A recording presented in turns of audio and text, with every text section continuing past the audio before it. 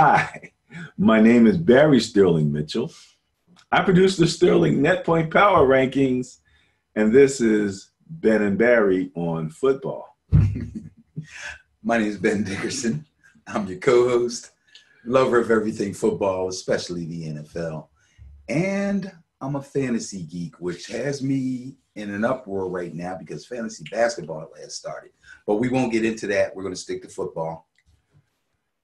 Fantasy geek on cross sports, not just football, basketball, hockey, baseball. It's a bit ridiculous. Yeah, I didn't do hockey this year, but I did do baseball big time. Do they have a third for that? I mean, they're talking about all the video games and helping the thing. Do they have a fantasy? They have fantasy golf. Yeah, it's tough. I tried it one time. It's pretty tough. I couldn't keep up. Well, you can put all that fantasy stuff in motion or in use for the shows as it's coming up. We're going to start off with the top five.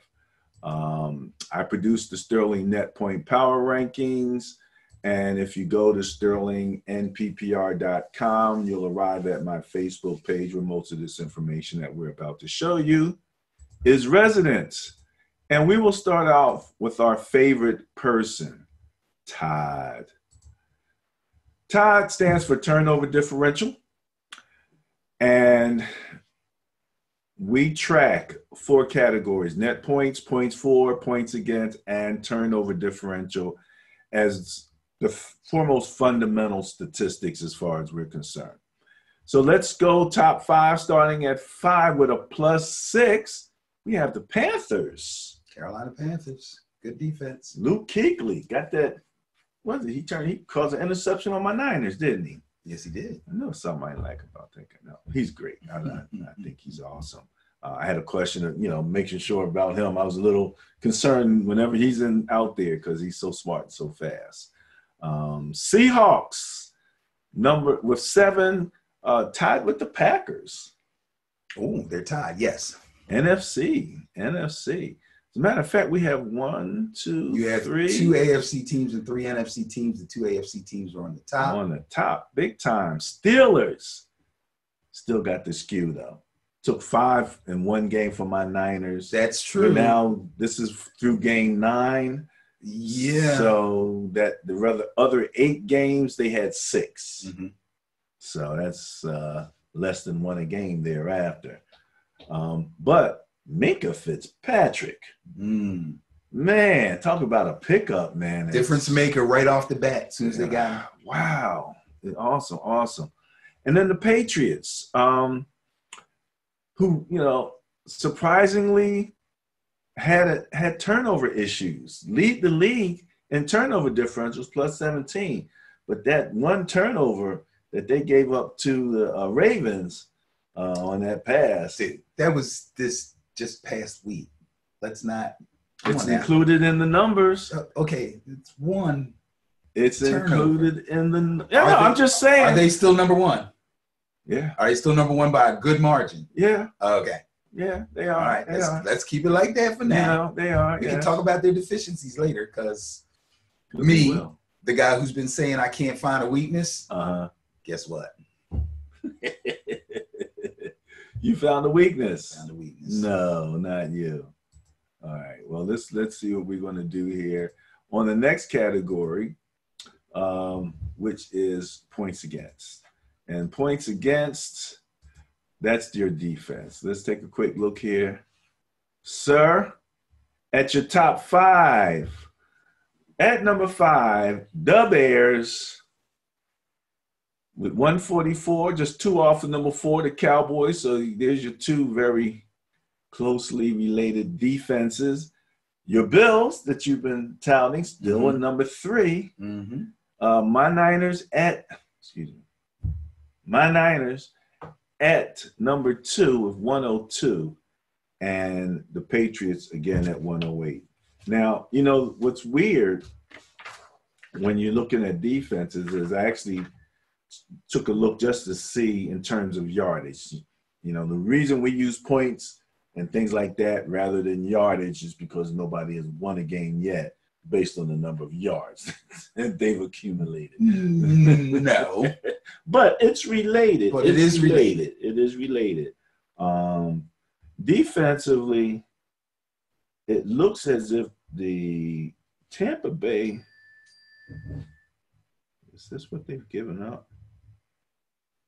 In terms of yardage, you've got Ravens, Tampa Bay, Vikings, all doing pretty good jobs of controlling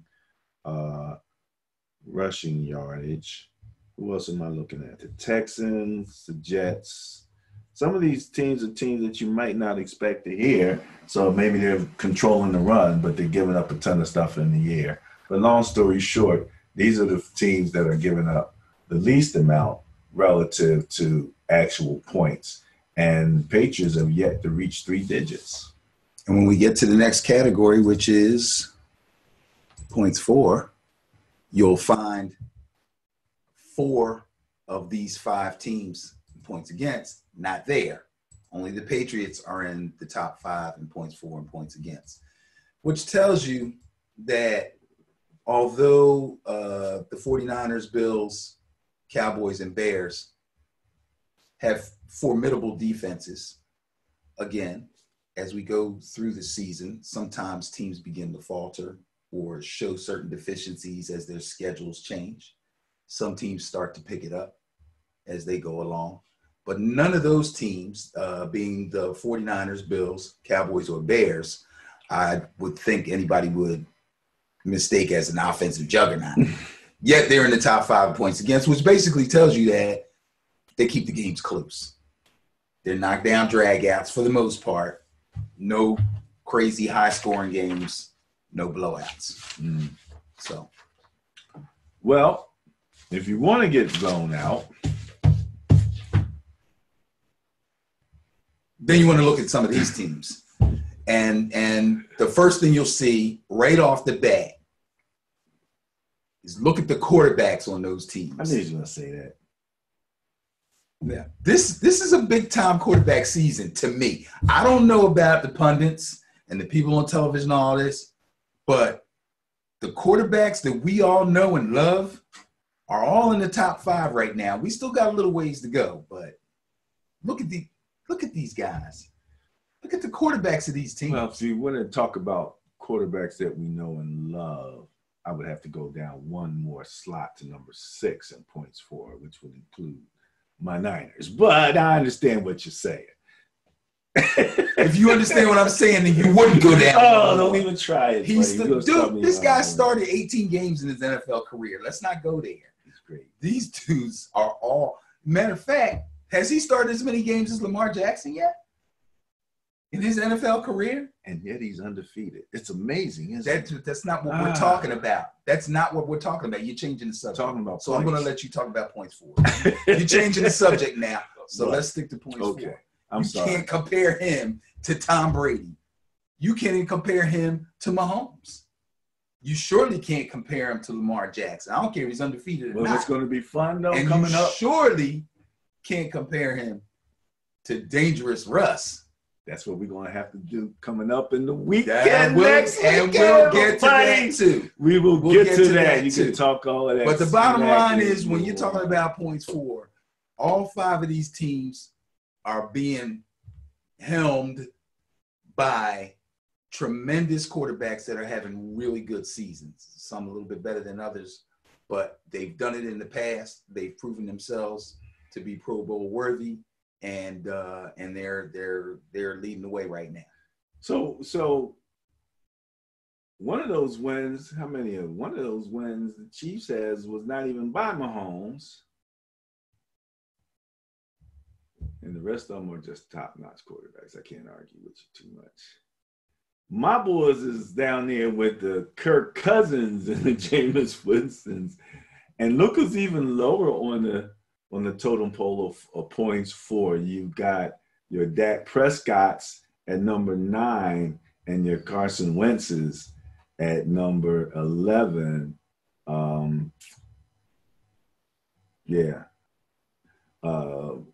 AR at number 10. Now, interesting enough, they had an interview on TV to lead a Keith Talib Yes. was talking about Jared Goff. Okay. Because, he's now traded from the Rams to the Dolphins. Yes. And just spoke of him in glowing terms. Like he's like so much greater than what you people really know he is. Did you see that in Goff? No, I didn't see it. Oh, did I? Do I agree? Do you agree? I think Goff is a very good quarterback, a very good NFL quarterback. Did you see your Keith? I didn't see the interview. Yeah, I believe in Goff, and I think that the head coach there has done a wonderful job with him. And again, let's remember, was he in his third year? Let's give this guy a chance. He's a top-notch guy. He can lead an offense. They have a dynamic offense, and he's not heavily turnover prone. He's got all the tools. What are you going to say? I think the guy's a pretty good quarterback. I'm not going to call him great because he's not one of those top five. Those top five in the points for, at least two of them are bona fide. I'm talking about being around for a while, bona fide great. And the other three are all basically, did they all come in the same draft darn near? Well, you talking about Mahomes, Jackson, and Watson. And Deshaun. They were all real close. Yeah. But everybody loves them. You can almost kind of put some of these group generationally. Yes. And that's what's going to happen. I can remember, I forget what draft it was, but I think it was the draft when Marino came out. Marino, Kelly, the guy who played for the Jets, they all came out. It was like six of them. And they're like, oh, this is the greatest quarterback class ever. You're talking about Namath. No, this is after Namath. Okay. This is after Namath. Okay. But that for a long time, they considered that the greatest quarterback class ever. So they'll be talking about this one later. Absolutely. Yeah. And Ravens, Saints, that was my intriguing game of the week last week. Mm-hmm. Man, No, Ravens, Patriots, I'm sorry. Right. Intriguing game. And you talk about one quarterback who just couldn't quite look like himself. I mean, as the number one man in the NFL, and the other one is just, them two gears. Those two gears that he has. We talked about him having two extra gears that nobody else has.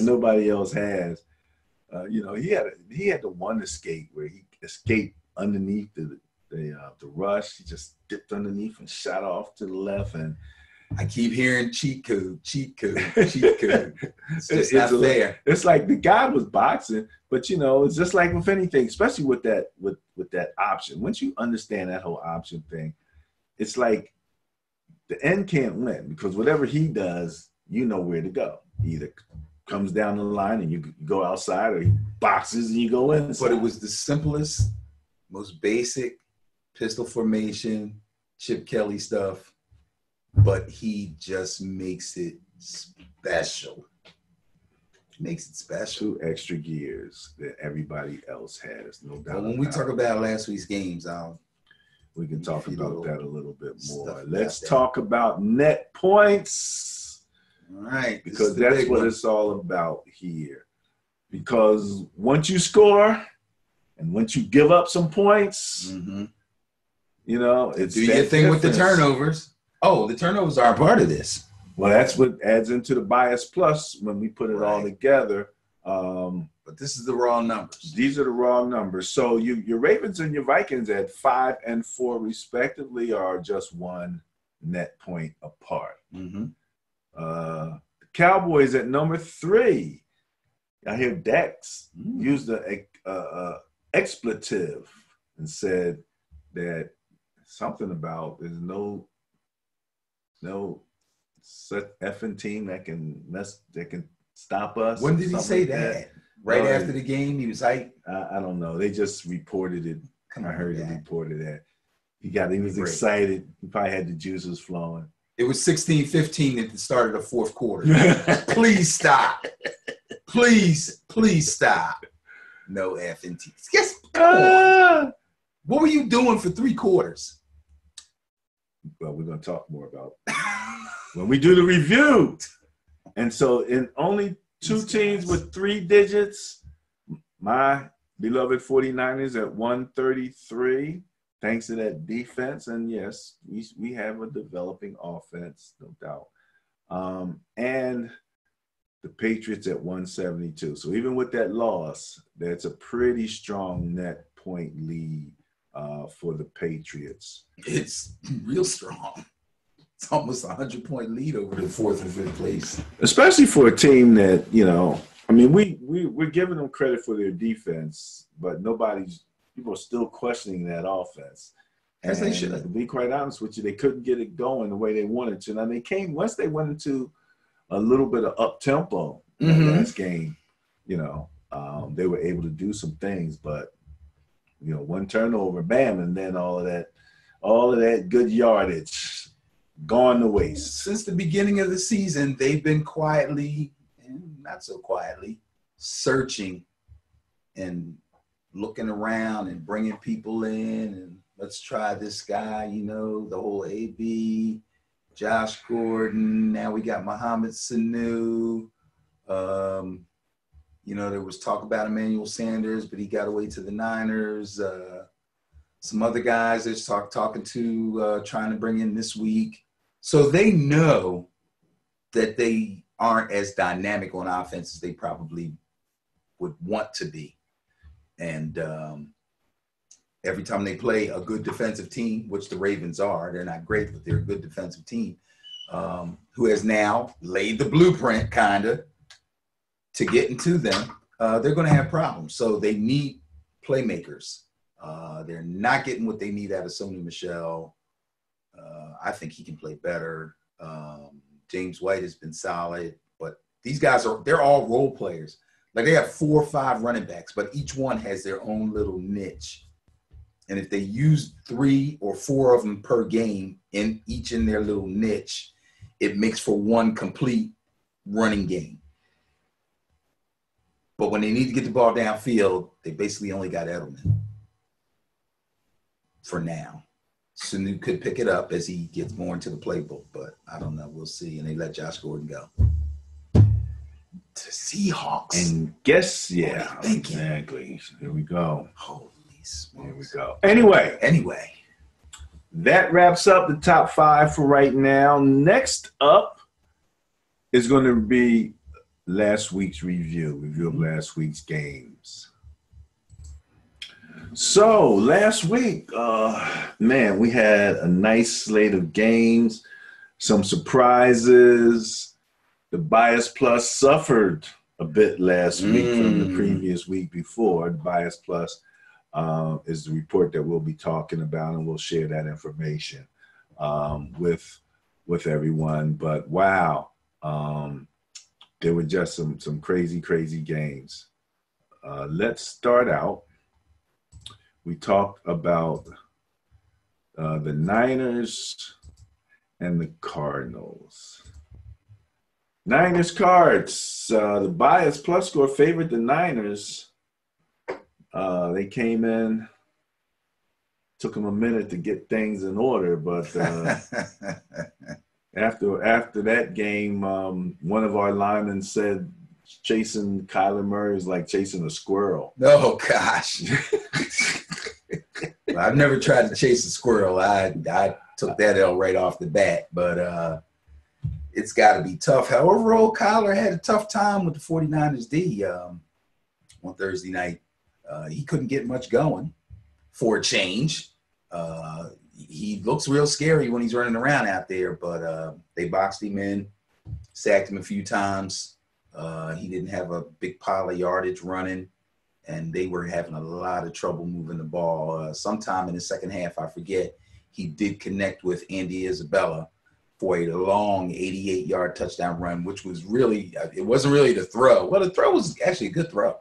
But Isabella caught the ball on the sideline, prevented himself from running out of bounds, and then took off. That little dude's fast, man. He's fast.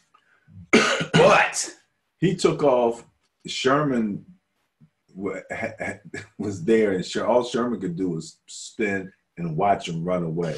It was like, holy man, he was out. Yeah, because the way he ran his route, I don't know if Sherman thought he had coverage over the top, but he seemed to be underneath him, and they were kind of heading like a corner route to the sideline. Right. So, yeah, there was nothing. He barely was able to keep himself from going out of bounds after he caught it and then take off back.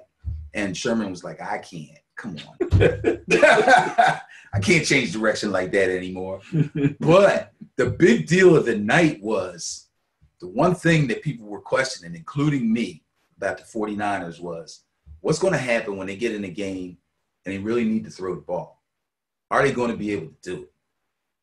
I expect that they would be able to do it.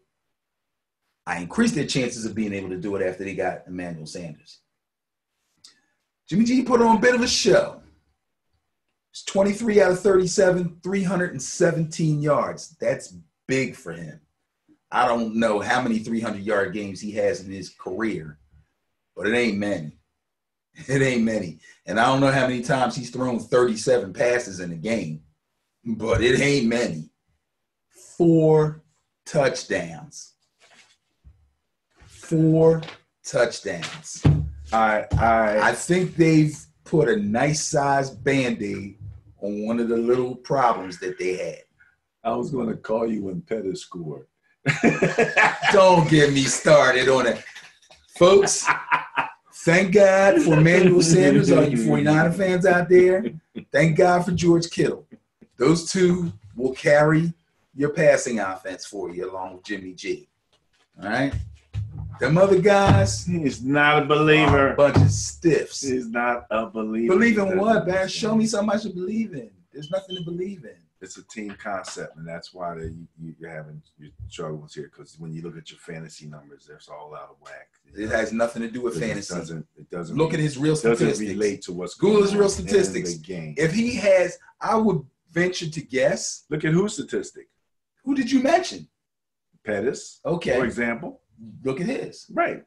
That's what I'm saying. You're looking at those statistics, and then what does that got to do with fantasy? Because that's the statistics you look. We're not talking about fantasy.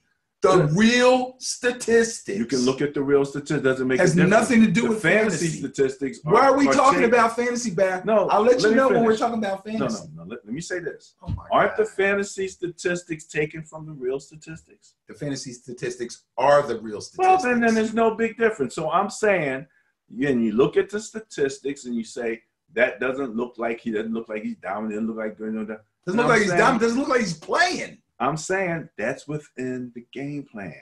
That's within what they're doing. Give me game plan. Now we're running the ball. Pettis, remember, we're going to throw you the ball 2 times today. Make sure you catch one of them. It might be. And maybe by game 9, we'll throw you a ball in the red zone and get you a touchdown. We got you one. Because they have to respect that run. It's all been established. Let's continue to move on. Mr. Dickerson, well, who's up next? And which game is this that you like? Texans, Jaguars. Well, I remember thinking this after this game that Mr. Minshew has paved the way for return of Nick Foles. Absolutely. Well, I thought that before the game, and I think he thought it too. Really? Because he went over to England and stunk it up. After we both sat here and said, the Jaguars have been to England so many times, they're calling it their second home. They know where to go, where to sleep, how to manage the time. He wasn't part of that, that history, though. But he's been there. He didn't even have a passport. Play there one time. I don't think he hadn't been there. They said that was his first time to England. He didn't play. They said he was on the team. Maybe he didn't travel with him. That's weird. Well, guess what? Did we just say he stunk it up? He stunk it up. I got nothing else to say with the Minshew magic and the mustache and all that. That's the last you've seen of that, folks, until Nick Foles hurts himself again, which is guaranteed is going to happen sometime in the near future. Nonetheless, let's talk about a real quarterback, Deshaun Watson. Threw 28 passes, completed 22 of them. A meager 201 yards, 2 touchdowns. Good game management job. Better job than I thought by the Texans defense. They kept the Jaguars off their stride the entire game. Completely fooled me. I took the Jaguars. The the Jaguars did have the turnover bias, which I thought might work in their favor against Deshaun going overseas and all that. Maybe they catch him on the off. Didn't work. The Texans defense just completely stifled the Jaguars. I'm in shock. I don't know what to say. Shouldn't have went against the bias on that one. Well, with the bias, yeah, but it wasn't a big bias. No, it was small. I really looked at this as like a pretty even game, and the Jaguars didn't put up much of a fight at all. Well, again, what you're looking at there is Deshaun versus Minshew, and I expect Deshaun to win. I also expect Minshew to compete. He didn't compete. He had nothing. Nothing. What about the Bears at the Eagles? Bias plus score favorite the Bears. Talk about nothing.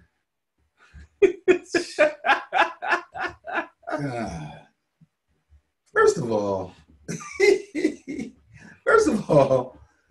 the bias plus was in favor of the Bears. Another small number. I think it's only 8. Yeah, real small. I took the Eagles. They were home. The Bears really have shown me nothing. Their passing game is basically Allen Robinson. That's about it. The run game, however, they had a discovery last week, the same as the Eagles did. Howard for the Eagles. Montgomery, young guy for the Bears. I believe Montgomery had a good day, but not good enough. Now, Mr. Wentz was 26 for 39 for 239 yards. He threw for 1 touchdown. He looked kind of out of sync too a little bit, though. He's also leaning very heavily on Zach Ertz. Now, some people think that's a bad thing. Some Eagles fans think that's a bad thing. But you might want to rethink it because the guy caught 9 passes, 103, caught a touchdown. Howard had a nice day on the ground, almost 20 carries. He has 80-some yards and a touchdown. Alshon Jeffrey caught 4 balls, dropped 4 balls. Did he drop 4? I'm not going to talk about Aguilar, who can't even get open. Okay? That funny name dude, Whiteside. Oh, yeah. I don't think he even gets on the field. And if he does, he barely runs a route or he's blocking for somebody. And Mac Hollins is a complete waste of time. I heard this morning they're going out and they're going to re-sign Jordan Matthews. Remember him? That's how bad it is. Yeah. That's how bad it is, folks. But they got the win. Kudos for getting the win. Who's next up for them? Patriots? We'll find out in a minute. I'm not quite sure. Somebody just whispered in my ear. All right. So, ay caramba. Kirk Cousins goes into Kansas City. First off, again, the amount of talent around that the Kansas City has, and we talked about calling your quarterback a point guard. I actually heard I say that you want a great point guard. Absolutely. And I keep hearing it in the media almost in a negative term, like, oh, he's just a point guard. Like that's not a good thing. Yeah, well, it goes along with the whole game manager theory. When you wouldn't. But part of being a good point guard is not turning the ball over. That's right. That's right. Distribution. It's about distribution. Right. And so then you have your point guard, with extraordinary ball skills. Correct. That's a Lamar Jackson type guy that we're finding that out now. But the Vikings point guard is Kirk Cousins. Yes, he is. Okay. And they're coming off of 2 hot games. And their running back is considered the top rusher, I think, yardage wise. I believe so. Dalvin Cook, he's up there. He's number 1. So that turned out to be a pretty good game. I thought it was an interesting game. I enjoyed it. The outcome was the outcome. What did you think? Yeah. Well, the only problem for the Vikings was that the one thing that the Kansas City Chiefs defense has shown that they can do from time to time is get to the quarterback. Rush the quarterback. And that's this time they were able to get to the quarterback. Mm-hmm. So you put enough disruption on him get the score to the point where you kind of take the ball out of Dalvin Cook's hands. And then you have Matt Moore, 25 for 35, 275. It's not bad for backup. Threw for 1 touchdown. And then Damian Williams, who hadn't done nothing in a month, rushes 12 times for 125 yards and 1 touchdown. 1 run, 91 yards. Bam. With the cheetah running up behind him. Yeah. Wasn't that crazy? Did you look? I made a point of getting up the next morning so I knew they were going to show the replay. And I said, as soon as they start to show this play, I'm going to find Tyreek Hill. I want to see exactly where he is on the field. So he was over on the sideline. He had run a route. Williams starts running. And he's standing still. So he's all the way on the sideline. The ball carrier's in the middle of the field. And he's standing flat-footed still. The running back runs by where he is. And then he turns and takes off on a slight angle toward the middle of the field, catches him, and actually ran by him a little bit. Like he could have just. He and Damian Williams is not slow. He put himself in position to make sure that nobody could come up and yes. You know, so he actually put himself in, but just to see him zoom past everybody, I think they clocked him at 22 miles per hour. Something crazy. Like that. So speed like that, hops like he had, like he showed in the week before, where he out-leaped like 3 people at the goal line. Kid's a tremendous athlete. It's ridiculous, man. Tremendous. It is ridiculous. So, the Vikings, you know, had the net points, but the Chiefs came home with the win, and you know, what can I tell you? Yeah, Vikings fooled me there. Net points said Vikings. I said Vikings. I really thought they were going to catch the Chiefs. Every time I doubt these guys, they come up with a win. I don't know. Well, next every team, time they look vulnerable. Go ahead. The next team we're going to look at is the Washington team that needs to change their name at the Bills. We get good at it. I got it built in. I wonder how many people actually looked at this and said, does he know he spelled Washington wrong? Yeah. Like, what is that? So, you know, hey, when I get a chance, I'm going to reach out to all the indigenous tribes. I'm fine. They got Facebook pages and everything. And I'm going to try to get them to adopt this as a hashtag, team that needs to change their name. So we might be famous. Hopefully. Anyway, the Bias Plus score was 110 in the Bills' favor. Right. They're not going to get famous as a football team, that's for sure. Not the state that they're in, and people are questioning whether Dan Snyder's even going to be able to keep this team.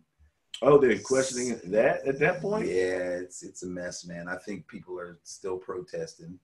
Yeah, they are. Well, you know. And then they have like a really big one right at the beginning of every season. But then during the season, these groups pop up in the parking lot and outside the stadium, and you know. But that's another story. An important story, but another one nonetheless. Big thing for the Bills. Their running game has been fairly efficient. I'm not going to say it's a really good running game, but it's been fairly efficient. Old man Frank Gore has been plugging along at three yards a pop, amazingly. And Josh Allen, who will not be misconstrued as a great quarterback, has been doing just enough on top of the fact that their defense is really solid. And they've been winning games, and they have a good record. But it was the changing of the guard at the running back position. They finally gave Devin Singletary, who had been fighting a hamstring problem, a chance to get more carries than Gore got, and it paid off. Carried the ball 20 times, had 95 yards. He scored a touchdown. So I think Gore is going to slowly start to lose carries up there. Might be time for the old man to give it up. I don't know. We'll see. But kudos to Devin Singletary. All right. That's good stuff. We will move on. Colts, Steelers. The Bias Plus score favored the Steelers by just 8. Yeah. This is one of my losses where I went against the bias, because I went with the bias quite a bit and lost a few games. You know, and this is why the casinos and the bookies make money, man. You got to be careful when you're looking at these teams and looking at these matchups and trying to go with the hot hand. The hot hand method might work in basketball. It might even work for running backs, but it doesn't work for teams. You know what I mean? Teams look like the Vikings. 2 weeks in a row, Kirk Cousins looked crazy unstoppable, and everybody was already afraid of Dalvin Cook, and their defense was playing really, really well. Then they go in against the Chiefs, who look like they were limping, and they lose. Same thing here. Steelers didn't show me nothing when they played the Dolphins. Really. I mean, they showed that they've got some good defensive players, but they didn't look that scary to me. Well, sir, 5 sacks, 1 interception, 2 fumble recoveries, and a defensive touchdown later. Oh, and they blocked a kick too. Are you kidding me? Poor Colts. And Brissett claims that he might play this week. Did you see his injury? No. He had 2 injuries on the same play. One guy rolled up on his ankle. He hopped out of that, and then somebody else rolled on his knee. Same play. Scary, man. But it doesn't look like he's going to be out multiple weeks. I don't think he's going to play this week, but he's trying to come back this week, which means to me that maybe it looked a little worse than it was. So. Well, next up was the Basement Bowl, and the bias favored the Jets, 62. And you had been talking about the Dolphins, and you had your piece, your dissertation on tanking. And then what did I do? You tank. I took the freaking Jets. What the? But I really, after I gave my dissertation, please go back and look at it again. I am, because it was entertaining even to me. After I gave all my dissertation, I kind of got my thoughts jumbled and picked the wrong doggone team. Not saying I made a mistake and said Jets when I should have said Dolphins. I really did pick the Jets. But after I thought about it later, I was like, that was dumb. Miami's better than them. The Jets are a mess. They're a mess. I don't even want to talk specifics. They're a mess. Le'Veon Bell's trying to get out of there already. But he just put something up on social media talking about, have patience, stick with us. That's easy for him to say. Support us until the underground train gets here and I can get on. And I can load all my stuff up and get the heck out of here. The Dolphins was like, we not having it. We not having it. And they have a pretty spirited crowd at home, too. The management's up there like, no, don't score. No, take a minute.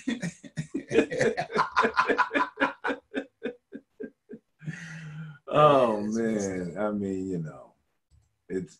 What are you going to do? That's the thing. What you going to do? I mean, did you play?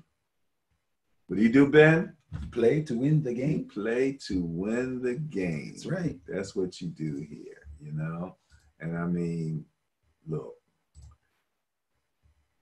that's what they did, and that's what they're going to continue to do. They had the pouring of the champagne over the coach, I think. Then they did something. They put the Gatorade on him, like it was a Super Bowl win or something. Hey, guess what? It was a Gatorade. That's good, and I'll bet you that he felt great about that. That made him feel good, man. When you're not winning, and then you finally win a game, I don't care if you're playing against girls. You're going to be happy. I'm just saying. Man, I can't wait till you get the letters from the girls. No. It's even worse is when you play girls and you lose. Oh, boy. You're going to get. I'm digging deeper? Yeah. Okay, let me stop then. Yeah. Your daughter's going to call you now. He's going to be like, you lost me in fantasy. You know that. She texted me today, Dad, I need a tight end. I'm like, I can't help you. I'm losing. You said go to the gym. I'm losing in that. Yeah, you know, right. That's a good one. Thank you. Thank you. Oh, man. Where we at, man? All right, quick joke. I'm listening. I think I told you this, but I'll say it again. I'll laugh again. For everybody, right? Wife says to the husband, why are you whispering? And the husband says, I think, I'm afraid Alexis might be listening in. And the wife laughed. And Alexis laughed. Siri laughed. They all laughed. Wasn't as funny the second time. Yeah, well, I thought it was pretty good. Ladies and germs. Titans, Panthers, by a score of 21, favored the Titans. Okay. So the bias favored the Titans. Yeah. Who are slightly more exciting to watch now that Tannehill's the quarterback. Oh, you're going to give him a little bit of love now, eh? Yeah. Okay. Well, I like to see this another little comeback story, because people were pretty much throwing Tannehill on the scrap heap down in Miami, as they should have. But he was able to get away, and now he's kind of got another team of his own that has a little bit more talent and has an actual real defense, and he's doing a lot better. However, the Carolina Panthers have Christian McCaffrey. That's a whole nother story right there. That's like when I forget who it was, and the guy said, "Oh, we have the Hulk." Oh, yeah. We got this, that, and the other. I got an army, Thor's brother. Yeah, we got the Hulk. So like, yeah. All this, like, we got the Hulk. Right. That's Christian McCaffrey. So carried the ball 24 times. This is the thing. I remember when he came up into the draft, because the Eagles passed on him. A lot of teams passed on him. They said he was too small. This guy carries the ball between 18 and 28 times per game and catches like 4, 5, 6, 7, 8 passes per game. And he's holding up just fine. 166 yards, 2 touchdowns, 1 through the air, and 1 went for 58 yards. I think the 1 through the air was a 58-yard catch and run. That's all I got to say about that. Him taking off up the middle. Beautiful run. I mean, he's magnificent, man. Guy's a really good back. He bulked up over the summer. Yes, he did. He really bulked up over the summer, and it served very well. Served him very well. Well, right now, absolutely. Okay, next in line, Buccaneers went in to check out the 12th man. Why you say I don't have any notes about the Buccaneers. Oh, that's because I don't have to have notes about the Buccaneers. The Buccaneers are basically Jameis Winston and Evans and Godwin, and that's about it. They have no running game. They have no secondary. They can't stop the pass. They're pretty good against the run, but some of those run numbers are skewed because it's so easy to throw the ball on them that nobody bothers to run. That being said, they actually went up and gave the Seahawks a game. They jumped out to a big lead, right? 14-0 or something? Yeah, they were on fire. And then Russell Wilson decided that he was going to show everybody why he's Russell Wilson. Yeah, because they tied the game up. Yeah. Late. Yeah. Gave the ball back to Russell. Yeah. It's kind of like, remember back in the day, it was like you never really want, well, you don't want to do that anyway with most decent teams. Mm-hmm. But people like Peyton Manning, it's like, you want to do everything you could to make sure that he can have no timeouts. Exactly. And no time. Manning, Brady, those are the guys. 3 if you can make it, because right. With the 3 seconds that was left, he still had a 50-50 shot of scoring. Exactly. It's like, and that's as soon as you turn it over, you're like, oh no. Russ, we gave it back to him. Dangerous. Yeah, 29 for 43. That's a lot of passes. I didn't look at their run stats. 43 passes, that's a lot of passes. 378 they struggled yards. To run a little. Did they struggle? They struggled to run a little well, bit. That's what I said. Buccaneers are good against the run. Buccaneers are good against the run. So they force you to throw the ball, and then because that's what they do the best, every game becomes a shootout. But when you're Russell Wilson, you figure out a way to win those kind of games. So he throws for 5 touchdowns. Those for 5 touchdowns. Oh, I made a note about the opening drive. He was 5 for 5 with 73 yards and a touchdown on the opening drive.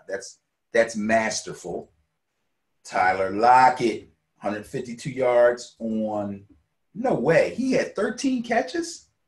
Jeez. Look. 2 touchdowns. And DK Metcalf, 123 yards on only 6 catches.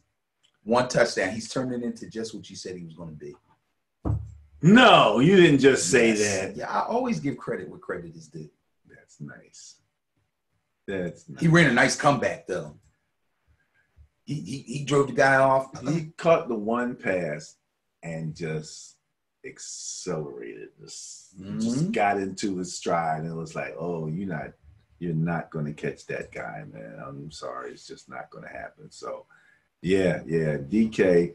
And they've actually, now they've joked, I've heard them say, DK with his stiff hips.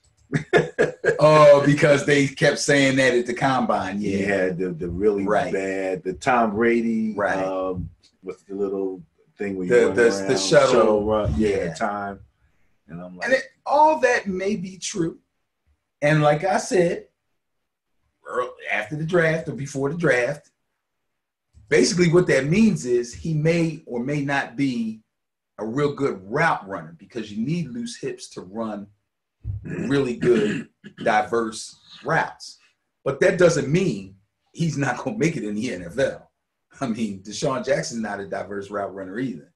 You know, he made himself a nice little career if he can stay on the field. But that's another story. But yeah, the guy's big. So if he runs a comeback or he runs a little curl, he can out-jump you. He can outrun you. He can box you out deep. He can box you out. And then once he gets a step. Yeah. So stiff hips, whatever. You know, you work with what you got, but that's it. He had plenty of offsetting attributes. And, absolutely. And he's really showing that, to be quite honest with you. So, yeah. Danger. And don't give Russ the ball. No, you can't time if you can avoid it. Another surprise.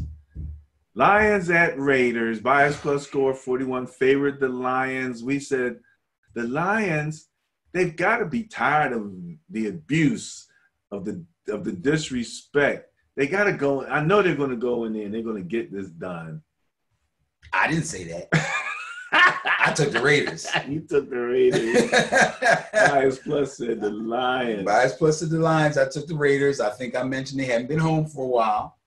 So that was a big deal. And I also mentioned Josh Jacobs is doing pretty well at the running back position. And Derek Carr is not a bum. So although we know Mr. Stafford, Matt Stafford, has really got the fireworks going in Detroit with the long balls and all the passing and all that stuff, and Jones and Galladay and all that, they have basically no running game to speak of. So when I say these things about teams, like I say about the Buccaneers, Jameis does all this, but they have no running game, and Stafford does all this, and they have no running game. We're talking about a lack of balance, which is what we always talk about the good teams have. Okay, and that's what's making these other teams susceptible to losing games to teams that know how to take advantage of these weaknesses. So here we go. The Raiders' defense is not horrible. They're not real good, but they're not horrible. But Derek Carr put together a nice day, 289 yards on 20 completions out of 31 passes, threw for 2 touchdowns. Josh Jacobs ran the ball 28 times. This boy's a rookie. 28 carries, 122 scores. Solid game. Great story. He's a great story. Yes. No doubt about it. Okay. All right. So we took it on the chin on that one, or the net points was off on that one.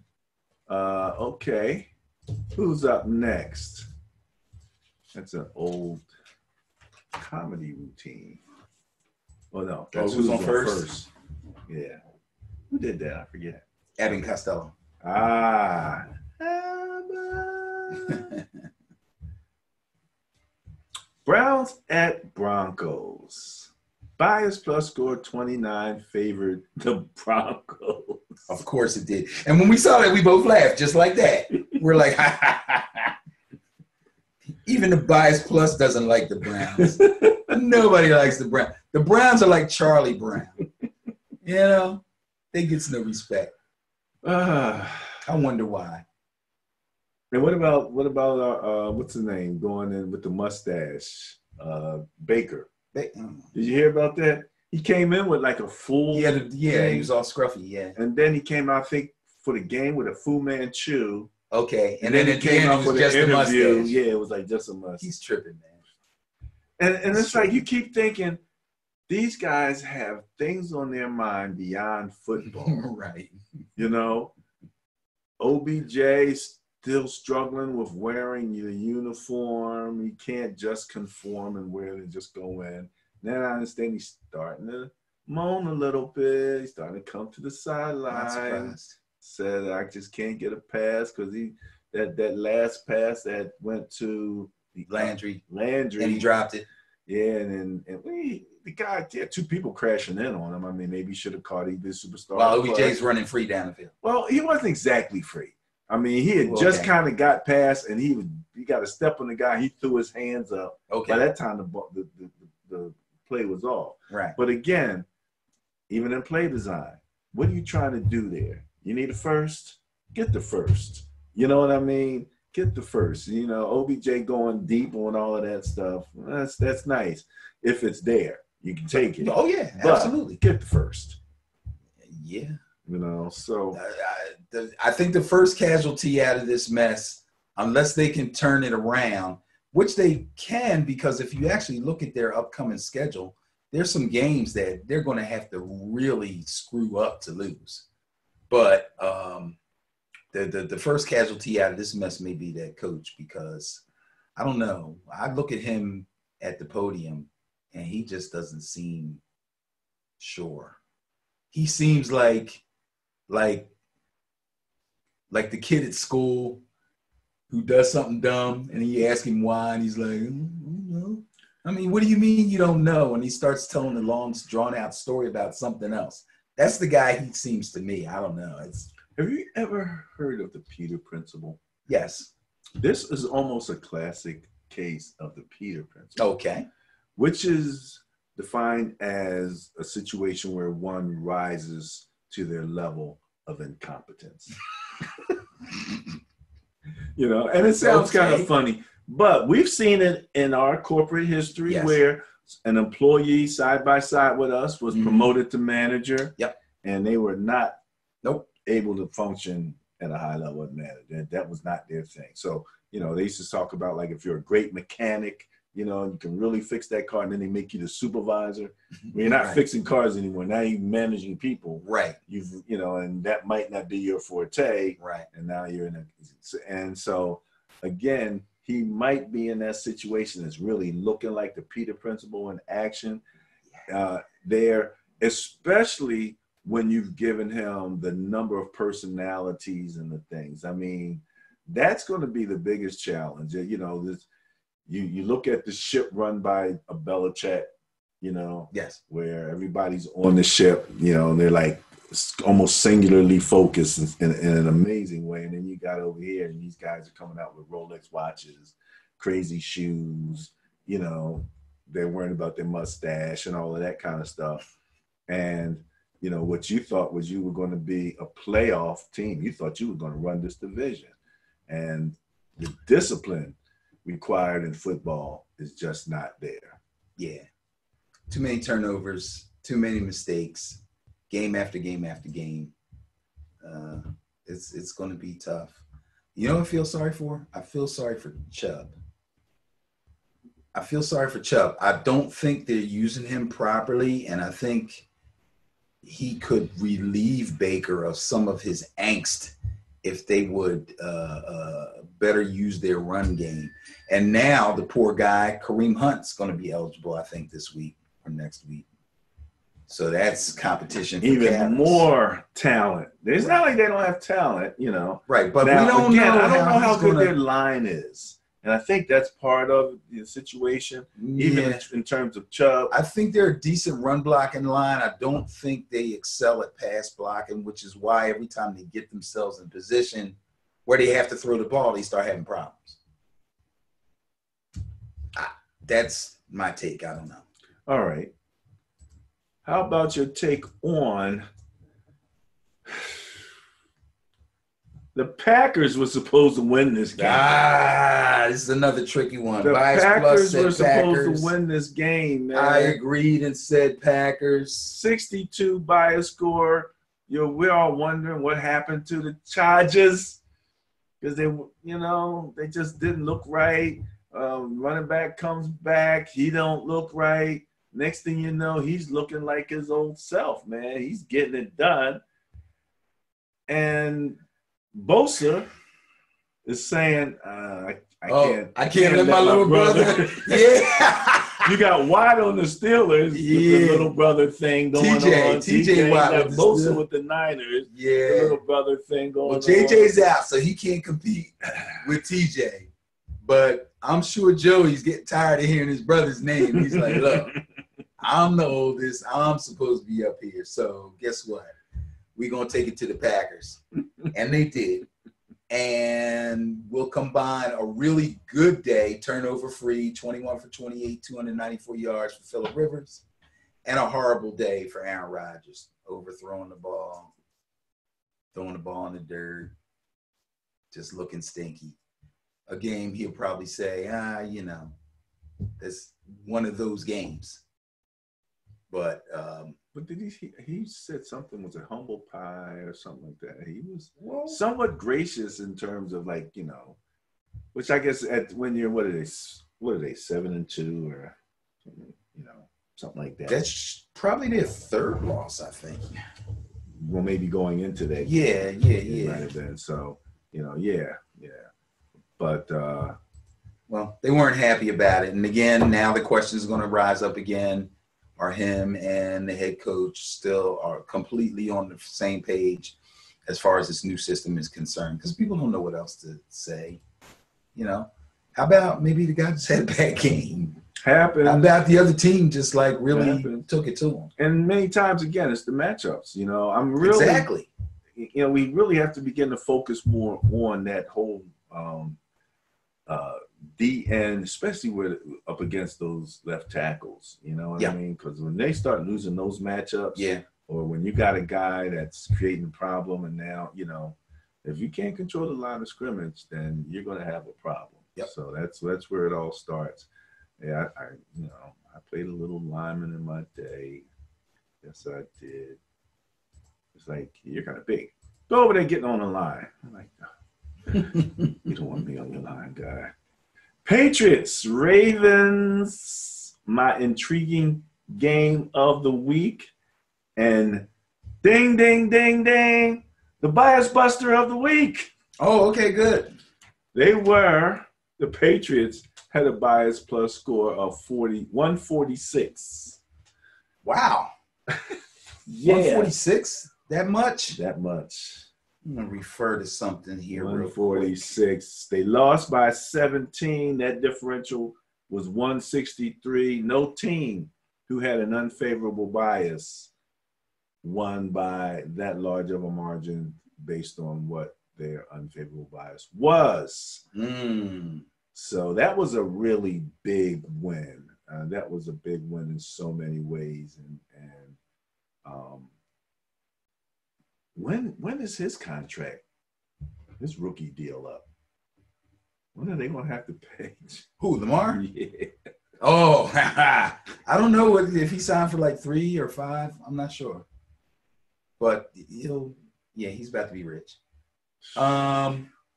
So what do we always say about teams that are playing the Patriots that hope to win? One of the things that we say, you'll probably get it right the first time off. If you want to beat the Patriots, what's something that you have to try to do? Pressure Brady up the middle. And what else about Brady? Well, you got to get to him in under 2.5 seconds. And you got to keep him off the field. Oh yeah, okay. That's what the Ravens did. That's what the ultimate, and that's because he can't do nothing. Good offense is the best defense. Exactly. Because he's sitting on the sideline in wonderment, right? Watching Lamar. And that's what they did. Stuff he does. Kudos to John Harbaugh and the Baltimore Ravens coaching staff. I hope I don't get struck by lightning. They outcoached Bill Belichick. And I know he is PO'd about that. I know it. They all the windows and doors is locked up in the Patriots complex. Them boys not even going home. He's hot. He's gotta be. That game was masterful. It was a beautiful thing to watch, man. We know that he can run the option offense. You put him in a pistol, you don't know what the heck this kid's going to do. When he's running, he's so special. He turns people around in circles. It's crazy. And one of the things that I speculated when we talked about the game last week was he will only be able to do what he's going to do or what he's going to attempt to do on the ground and through the air if he can use the play action. And that involves Mark Ingram. Well, Mark Ingram. 15 carries, 115 yards. Mark Ingram. 153-yard run. Mark Ingram, as far as I'm concerned, okay, grounds that offense. Absolutely. Biggest pickup they had. Because offensively. You cannot when he's in there, unless they are just in a completely down and distance situation where the run is, very improbable. You got to play him. Absolutely. And you got to play him that he's going to come up and hit you in the mouth. He's going to run you over. That was such a great pickup. And he can break one on you. You got kind of a thunder and lightning type situation. Usually we talk about that in terms of, two halfbacks being right on the same team. He's kind of a thunder and lightning guy by himself. Yeah. He really think about it. He'll grind out the tough yards where he has to pull somebody along or knock somebody over. And then if he gets an opening or he does knock somebody over, he can take off on you. But success by him breeds complete success by Lamar Jackson. He didn't throw the ball a lot. 17 for 23, 161 yards. That's meager. 3 for 1 touchdown. I think it was in close in the red zone to one of the tight ends. They got like 4 tight ends and they can all catch. It's crazy. They can all block and they can all catch. They really went and did their homework every year in the draft when they picked all these tight ends. The guy Boyle, Andrews, Hurst. That's 3 of them. I can't remember the 4th guy's name. They can all block. They can all catch. I don't know what else to say. Brady, Ravens defense. I'm sorry, we talked about Lamar and all that. 2 sacks, 1 interception, 1 fumble recovery, scored a touchdown. It's tough to beat. Yeah. Even for Tom Brady. Yeah, and they had such an advantage in the turnover and differential margin that you would think, at one point they got their turnover, and I thought, okay, but man, that's but Ingram fumbled, right? Edelman, Ingram. You talking about the Ravens gave up? Yeah. Oh, you talking about yeah. And he was pissed. Yeah, Ingram. He was pissed. You could see because they were playing the perfect game. You could tell. You could look at them and see them going, "Yo, this is working." We got these boys on their heels. Yeah. Yeah. It's man. Again, my intriguing game of the week, the bias buster of the week. That was a game that, you wanted to make sure you didn't miss that one. Now, this next game was the Monday night game, right? Yes, it was. All right. Your New York Football Giants went into what's Cowboy Stadium? No, Cowboys came to them. Oh, the Cowboys came to the Meadowlands? Yeah, it just looked like they were in Yeah. Text because there was a lot of Cowboy fans. A lot of Cowboys fans, that's right. And the Black Cats. That was crazy. And look, I'm watching the game. So the game is close. The Giants are playing pretty well defensively. I think they had an interception already. The Cowboys are looking a little befuddled. And then the Black Cat comes out, and he's running around the field. It was really entertaining. They kept the camera on him. They usually don't do stuff like that. So I'm laughing, and I'm thinking to myself, that's going to be bad luck for somebody. And I'm going, it's going to be bad for us. I know it is. I know it is. But if we can somehow beat the Cowboys, that Black Cat is going to be my hero, and I'm going to talk about that Black Cat. But chances are it's going to be bad for us. First of all, that wasn't no little cat. No, it's a big old healthy cat. And nobody was going to try to pick him up. No, sir. Go near. Sir. They were literally herding cats. That wasn't like a regular street cat. I think that cat either lives in the stadium and probably living off the rats and the garbage. That's why he's so husky. Well, they said that there was some mention that there is some level of cats that hang around it, sure. In the stadium. Stadiums harbor stuff cats like. Put it that way. But anyway, yeah, there's a spot on the boardwalk in Atlantic City, not far from where we have ownership, and there's a whole family of cats that they literally have signs, don't feed the cats, because they have people that feed the cats. Okay, which makes the cats hang out. So yeah. But what I like to say about this game is good job, Dak, getting the win. Good job for really going to work on a defense that's pretty limited in the secondary and not real good against the run either. And I thought it was really amazing how you piled all those points up in the fourth quarter. That was real impressive, okay? But up to that point, I think the score was 16-15. So don't give me that crap. Y'all still not ready. You still going to mess around and let the Eagles stay right on your tails all the way to the end of the season because you can't dominate a team that you should dominate. Daniel Jones, I love him. He's my quarterback of the future. He threw some good passes. He had some nice runs. He got down and slid, got first downs, but he also had a couple fumbles, made some rookie mistakes. It's going to happen. I'll take it. Peyton Manning's first year wasn't great either. I keep reminding myself of that so I don't go crazy. But, yeah, Cowboys, I'm not impressed. Good win.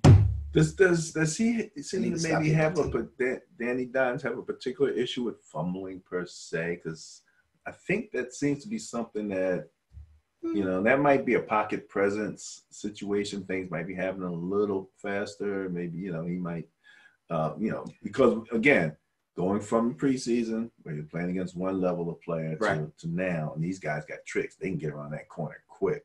Yeah. Well, if you're in the pocket and the end is bearing down on you, there's not a whole lot you can do unless you know he's there and you tuck it and try to run. That's what I'm saying about pocket awareness, But young guy like him is probably like, I can get this off, and he gets his arm hit.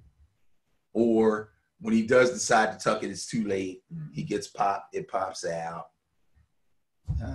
I'm going to excuse him. I like too many things about him to hold him accountable for all that stuff. Well, the Cowboys just ought to have won that game. Exactly. They were That's ranked fourth in net points. They're playing a team ranked 27th in net points. Yeah, I'm not that impressed with how they won that game.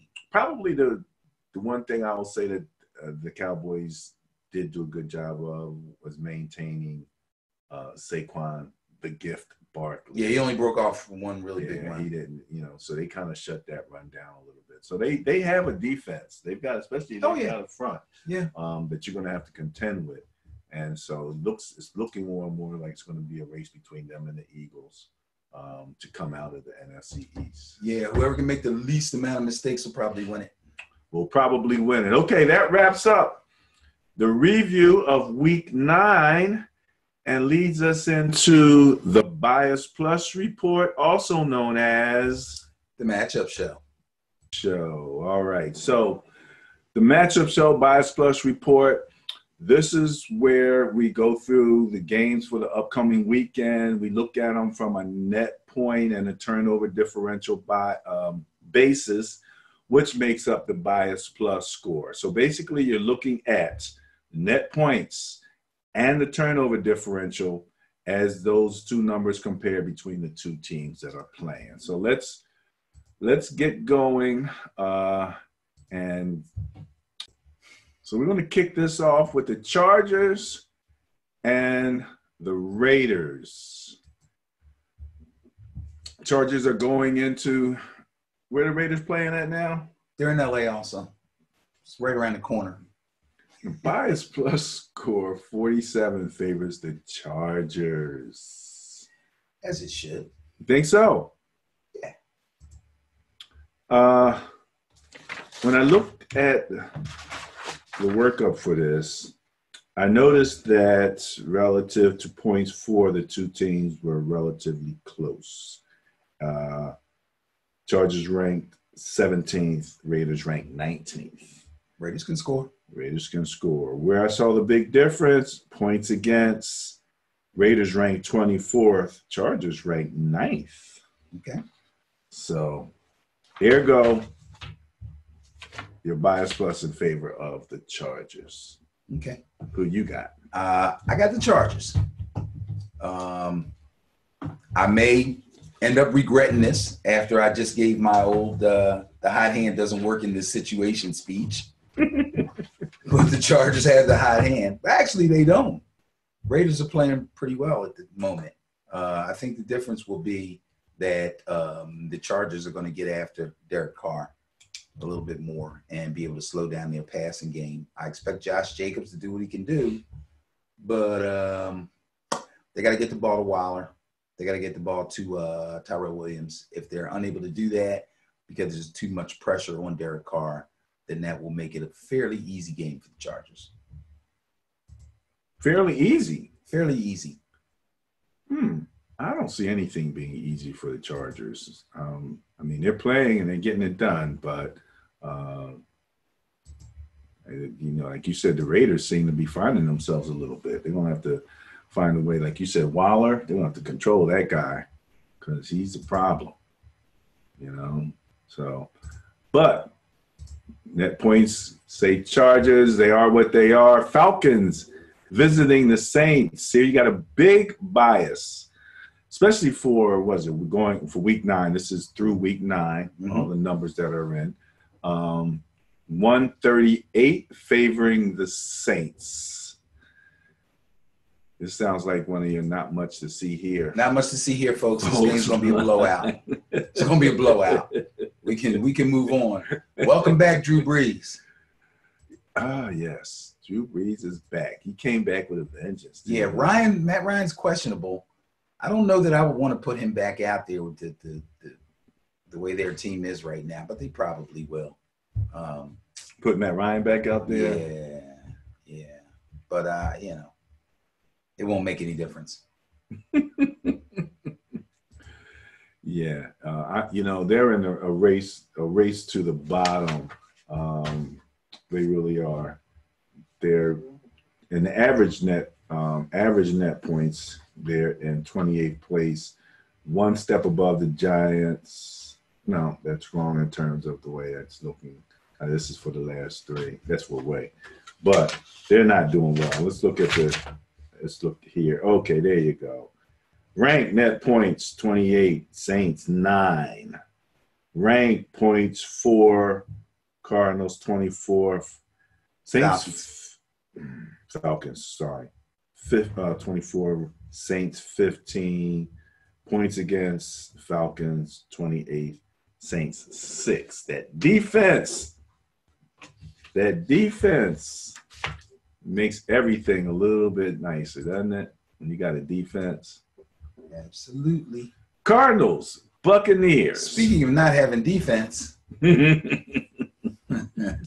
Yeah, both of these teams struggle in that area.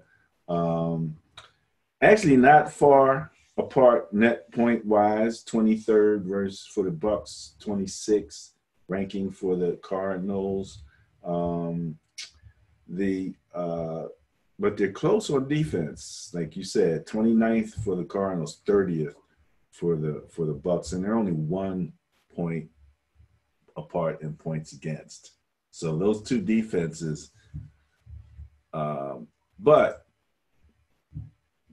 Cardinals just added, right? Brought in, didn't they bring in a D-back? Oh, did Somebody they? just come off The Cardinals? Oh, Patrick Peterson? Patrick Peterson's back now. Yeah. You know, it might help them out a little bit. Yeah. What do you think the main problem is with their defense? The rest of the D-backs. And they don't apply very much pressure to the opposing team's quarterback.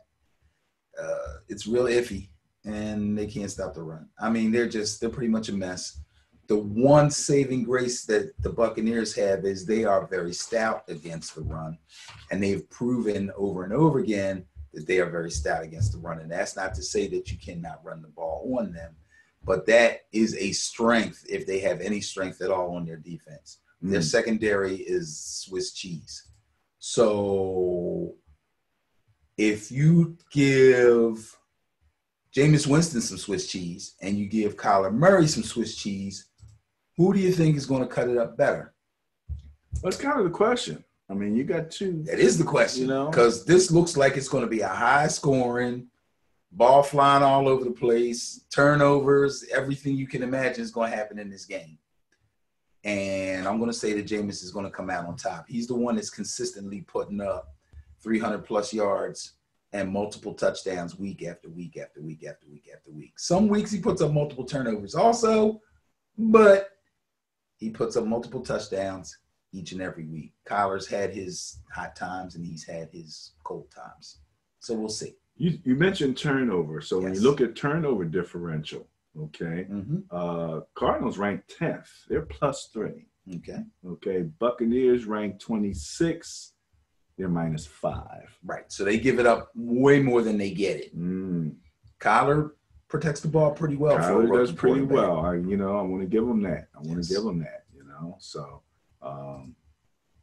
that's, if so turnovers by Jameis may help keep the Cardinals in the game. That on top of the fact that they can score and Kyler's not terrible through the air. Now they're going to need some help. Larry Fitzgerald's been quiet. Who's their best receiver? Christian Kirk, I think, young guy.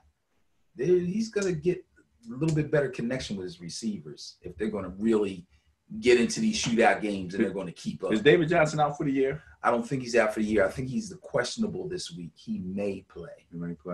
But remember, they got Kenyon Drake from the Dolphins. Oh, that's right. So who just showed up against my Niners. Exactly. So he's going to be a problem. He was kind of a surprise. Yep. It was like they were like, okay, we don't have to worry against about the Niners. He was a surprise because people were like, oh, they got Kenyon Drake, and they're like, oh, but they're playing the Niners. So right. And he still had a game. Had a good game. Yes, he was scary. Yeah.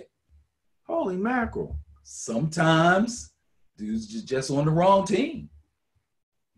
I mean, we could see when he was on the Dolphins that he had skills, that he was a good player. But he feels so much better about himself now. Absolutely. So, and it's not like he went to a Super Bowl contender. He just went to a team that maybe has a little different philosophy, different coaching staff, different camaraderie, no tank. Can do wonders. No tank. Chiefs at Titans. Bias plus score 42. Favors the Chiefs and your most exciting team in the NFL, the Titans. No, most exciting team in the NFL, Chiefs, against the most unexciting team in the NFL, the Titans. So this one won't be a snooze fest. I'm sure the Chiefs are going to for some reason, it seems like the Chiefs been home quite a bit. So the Chiefs hit the road. That's interesting. They'll probably have to wear their plain white uniforms. They're not real pretty.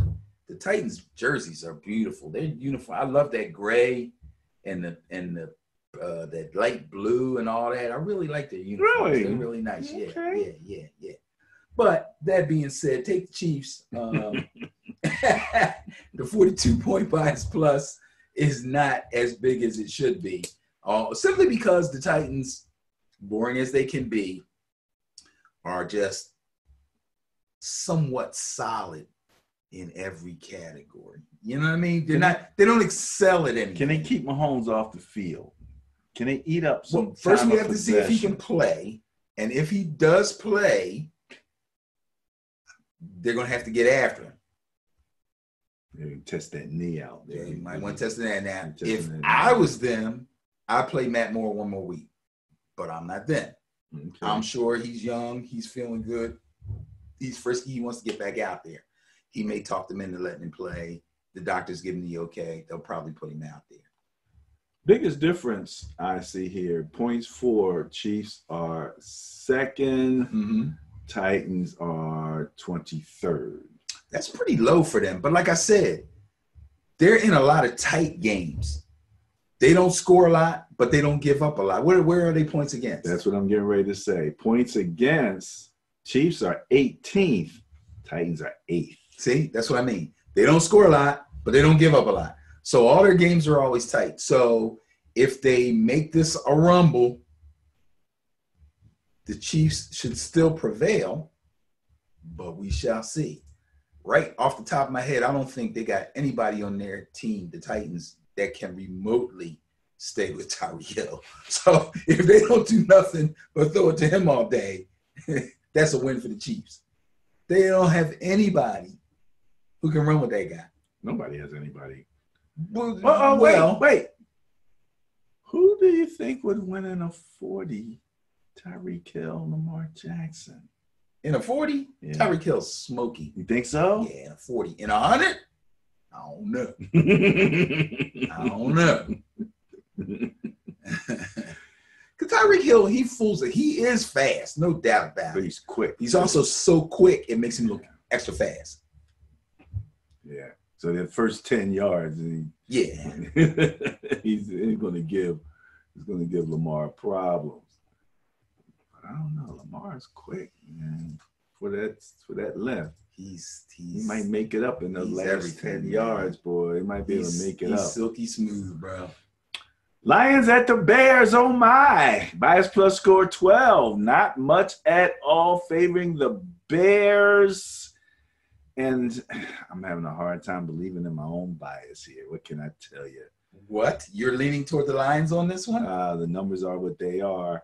But we all know, hey, I want to, how can you patent a phrase or trademark a phrase? Right. Trubiskying it up. You're on your way to doing that. I think you should call the patent office and see if you might be able to make that happen. He's Trubiskying it up out there. Right it's now. Hard to go with the Bears. It really is. And if you're doubting them, you know I'm taking the Lions.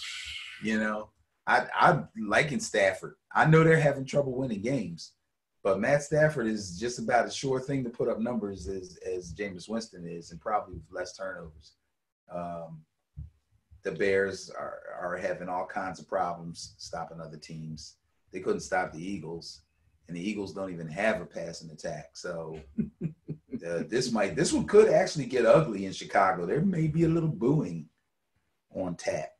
Booing? He's predicting. There could be some booing on tap, man. That's one of those Vegas prop bets. Yeah. When would the crowd start booing in the first quarter, second quarter, Vegas first 2 minutes of the game? Now look, dude, what y'all gonna do? We're gonna win. Giants gonna win this game. Giants gonna win? Yeah, you can go to the next one. Bias score favors the Giants, baby. That's right.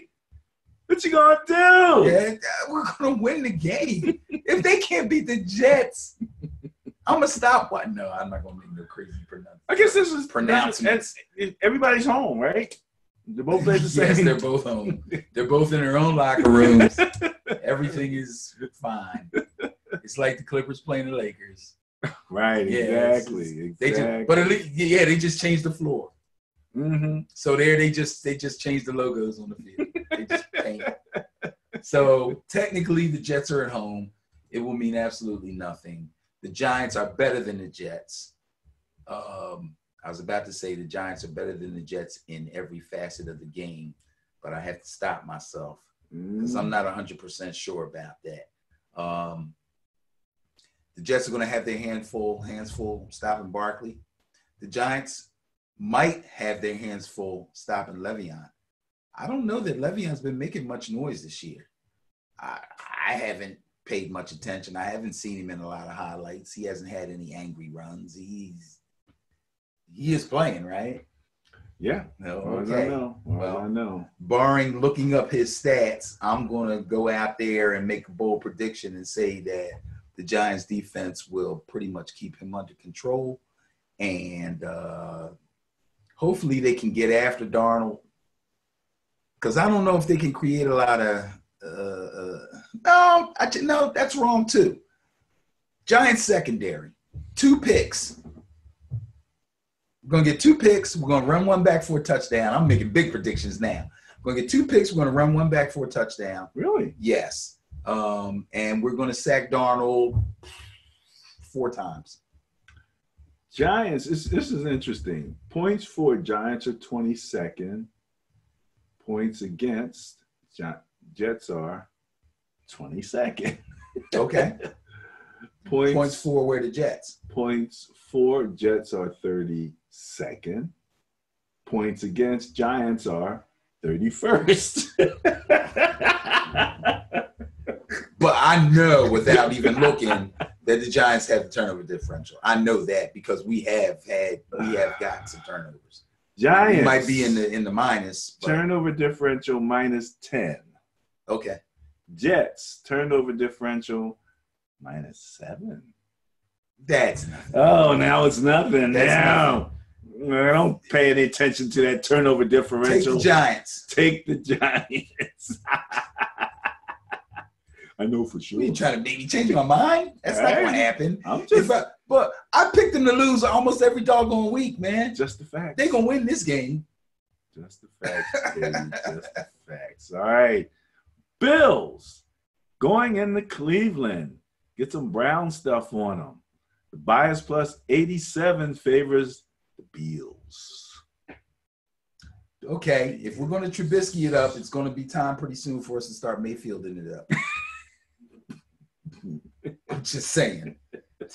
He can't. I'm almost starting to feel bad for him. Like, I almost want him to have a good game. But I know if he does, he's going to get on the podium and he's going to smirk and like a little kid. So the heck with you, Baker Mayfield. Bill's going to win this one. They got the bias plus, and they got me behind them. So it should be all good. Biggest area I'm looking at right here is on defense, because offensively the Bills rank 25th I'm looking at. Okay. Browns are 26. Okay. So that's not a big difference relative to ranking. No, it's not. Points against, however, Bills are 3rd. Browns are 20th.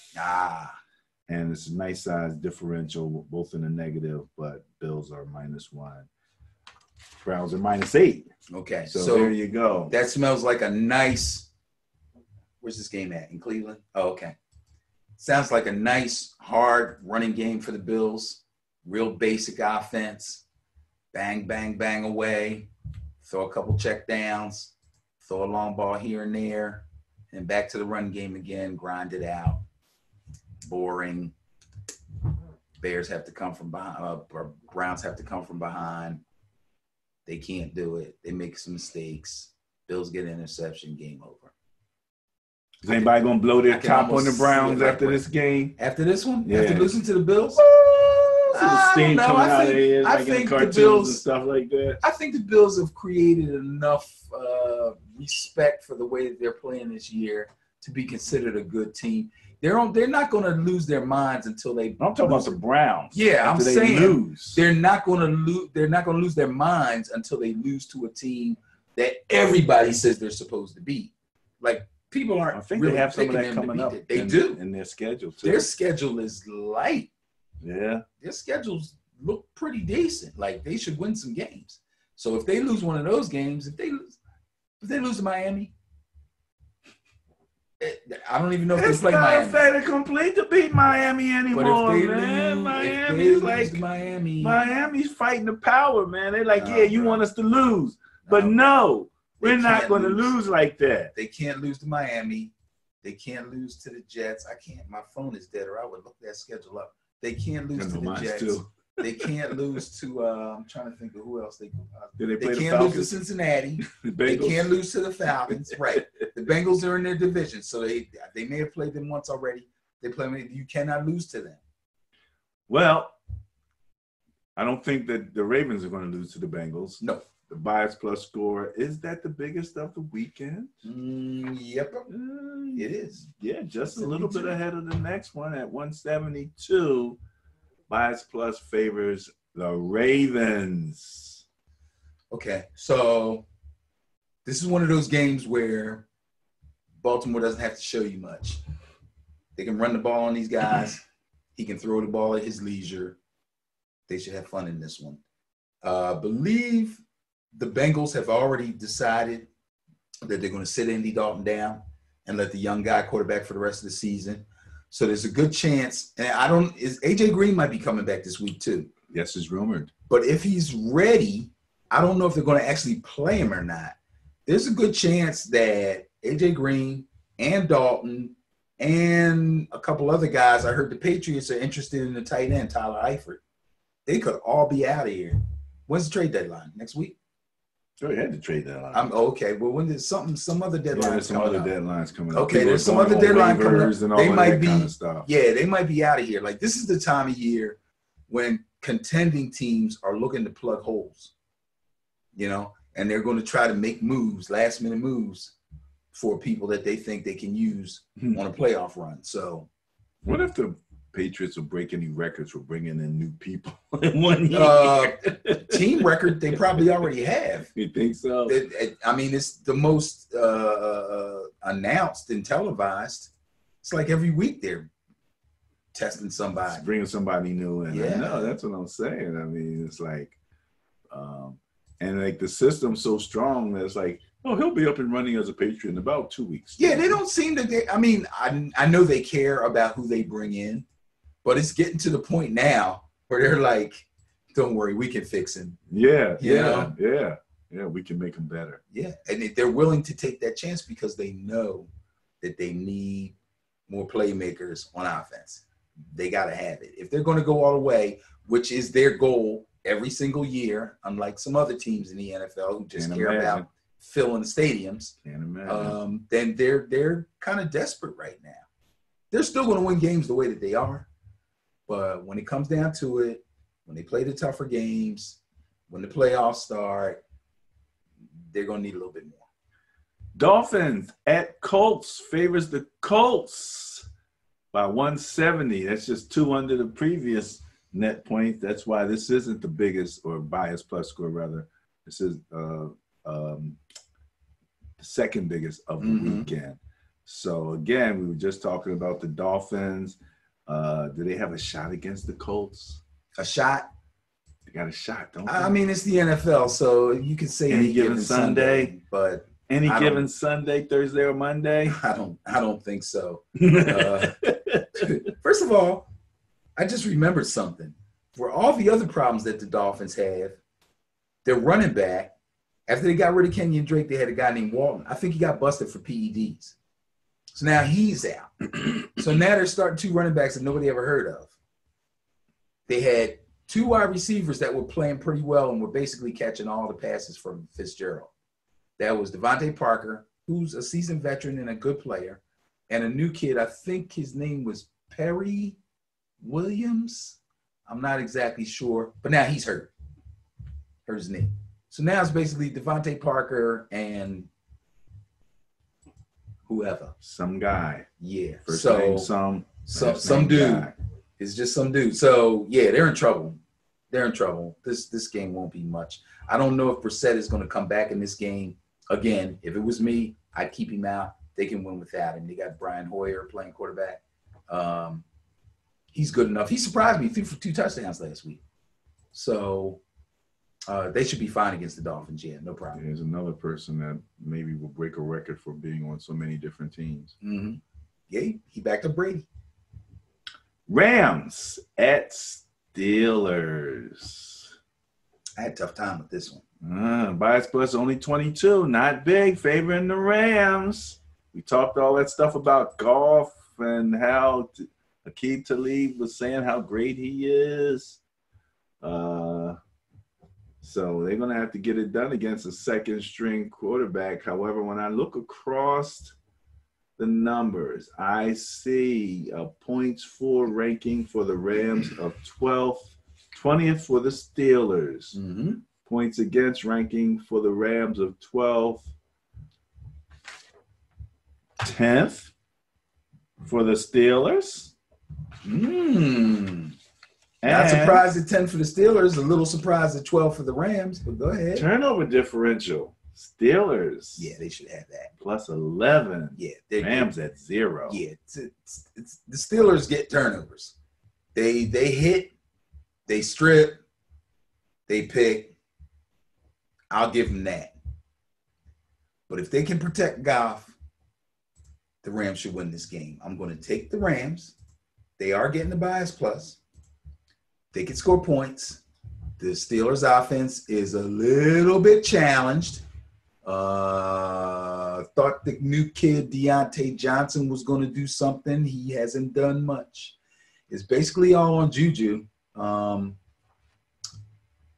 Vance McDonald had a decent game. He's a tight end that I used to kind of depend on last year in fantasy, who hasn't done much at all this year. Had a good year last year, former Niner. Yeah, and he had a good year. He had a good day last week.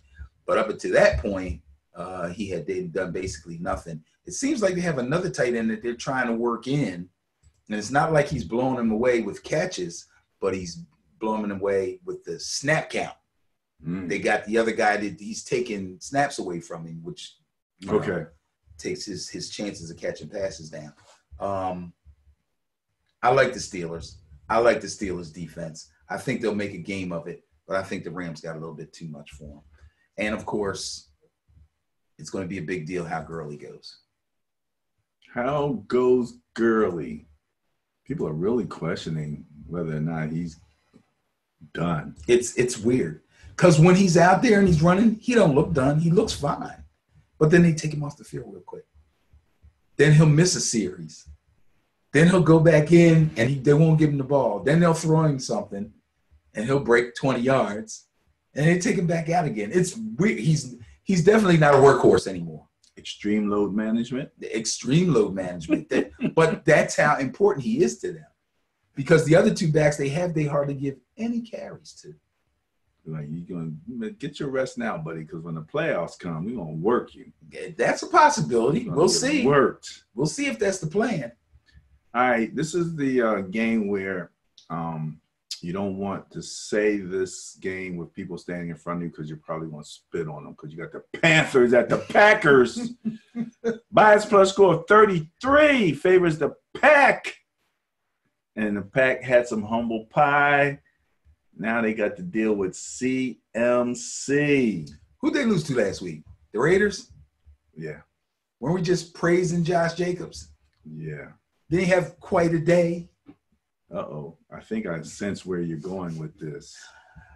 I'm going with the Panthers. I cannot go against the Panthers knowing that they have Christian McCaffrey and having seen how other teams have run up and down the field on the Packers this year. If they don't turn this ball, he might run for 200. He might have 200 all-purpose. This could get bad. And I'm not saying that they're going to blow the Packers out or nothing. The Packers are home. I'm sure they're going to compete. I'm sure it's going to be a good game. Hey, they could win. But if the Panthers get the running game going, which means they have time of possession, which means they keep Mr. Rodgers off the field, just like the Brady outlook or outcome with the Ravens, we might have the same thing here. So when I look across the numbers here, Packers ranked 10th in points for and 15th in points against. Okay. Panthers ranked 13th in points for, not that far off. Mm-hmm. And 19th in points against. Okay. Again, not that far off. This should be a good game. It should be a good game. It should be a very good game. Mm-hmm. Panthers going up to Lambeau. Did not choose this as my intriguing game of the week, but it was highly thought of in terms of that. I really was thinking about going with it. So this one must be your intriguing game of the week. Because there's only one other after this. And it's your team. And that's my team, which I'm not going to do. And so therefore, game of the week is. So yes, you're absolutely right. This is it. And when you look at it, it is the smallest bias plus of the weekend. Yes, it is. At a measly, slim margin of 6 favoring the Cowboys in Cowboy land, in Jerry land, or as they would say. Vikings ranking 4th in net points. Cowboys rank 3rd. Ooh, close, tight. Points for Vikings are 7th. Cowboys are 9th. Points against Cowboys are 4th. Vikings are 7th again. Vikings are, once you go get past points for, points against, and turnover differential, Vikings ranked 7th across the board. They own the turnover differential. And am I right about that? Yes, the Cowboys have the net point bias. The Vikings have the turnover differential bias. So we come out with this little 6 as a bias plus, and it's in favor of the Cowboys. And they're going home to Jerry World. I don't know. This is a tough one. You got to talk me into this one. I think the reason that I chose this intriguing game right, is you have 2 quarterbacks with big A question marks over their head. Okay. One got paid. The other's trying to get paid like the one that got paid. Right. So he should have some incentive to come out and beat. Absolutely. Dak should have a lot of incentive for just beating on Kirk Cousins. Absolutely. But Kirk now has to go and prove that he can play, under those circumstances. I think probably the biggest challenge for Kirk is going to be that defensive rush that the Cowboys can put on. This is a big game for the Vikings. This is a huge game for the Vikings. They're playing a team that's leading their division, the division they're in. They're not in the same division. So it's a division-leading team, meaning it's a good team with a winning record. There's no excuses. You're not beating up on the Bears. So let's see what you got. You're going into hostile territory. I don't think that's going to bother them too much. I actually think teams enjoy playing in Jerry World. Really? I do. I think it's the whole spectacle of it. I don't consider that intimidating. Like playing in Kansas City and Seattle, that's intimidating. Like the way the stadium's made, it's more like the fans are over top. I don't know. I don't know what the noise and the fans are more is. into it. Yeah, Jerry World is so big, and the big screen over the top, and you have to walk down the aisle with the glass, and the fans are there, and I don't think that they find that intimidating. I think they find it like just a spectacle. You get out on the field and just play.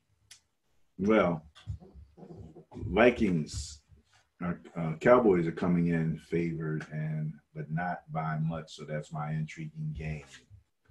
All right. I'm taking the Vikings, by the way. So you're ain't scared. You're going against the bias. I'm going against the bias. I'm going against the Cowboys, yes. They're going to continue to go up and down, and the Eagles are going to continue to go up and down. I'm telling you, the NFC East is going to come down to week 16 if it don't come down to week 17. It's going to come all the way down to the finish.